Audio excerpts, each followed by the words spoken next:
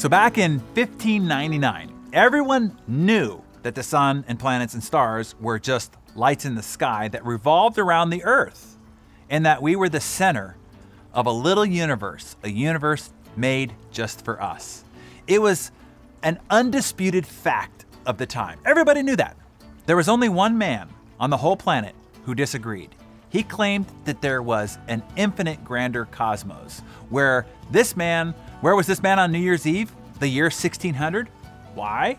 He was in prison, of course. There comes a time in our lives when we first realize that we're not the center of the universe, that we belong to something much greater than ourselves. It's part of what we call growing up.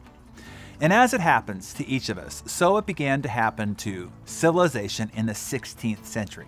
Imagine a world before telescopes, when the universe was not only what you could see with the naked eye. It was of course obvious that the Earth was motionless and that everything in the heavens, the sun, the moon, the stars, and planets revolved around us. And then a Polish astronomer and priest named Copernicus made a radical proposal. Copernicus proclaimed that the Earth was not the center. It was just one of the planets, and like them, it revolved around the sun. Many, like the Protestant reformer Martin Luther, took this idea as scandalous, as an affront to Scripture. And everybody was horrified.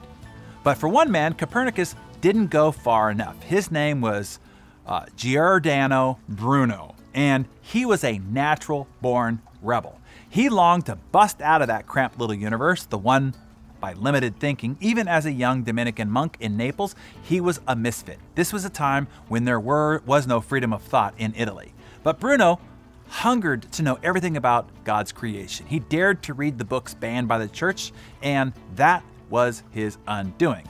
Bruno was called mad and ignorant, a heretic, an infidel.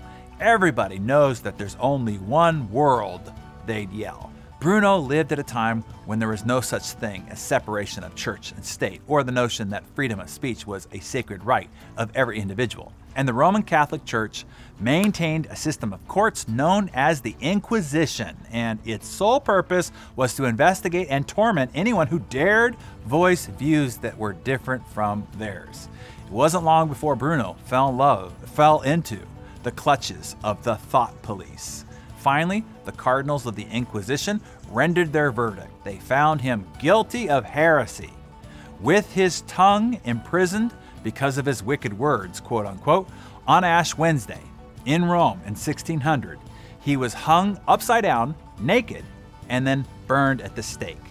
10 years after Bruno's death, Galileo first looked through a telescope, realizing that Bruno had been right all along. So what's the lesson here? I think there's a couple of things. One, don't believe all that's told to you as fact. People have been imprinted and conditioned with a whole line of odd and false beliefs. Think for yourself. Don't just swallow the pill that's handed to you. There are a lot of people invested in your just lining up and complying with their doctrine. This is true of politics, media, commercialism, and yes, religious and spiritual beliefs as well.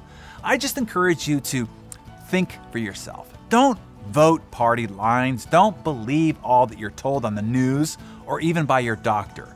Don't be a puppet of advertising or social pressures, and make sure your beliefs are really your own. And I mean really, not just because that is all you know and continue to defend blindly. Use the greatest gift that you've been given, the one thing that makes you uniquely human, and that is reason. Second, and this might seem like an odd takeaway, but be careful who you share your beliefs with. You need to be free to use your own reason and rational mind to come to your own conclusions, but you don't have to be righteous about it.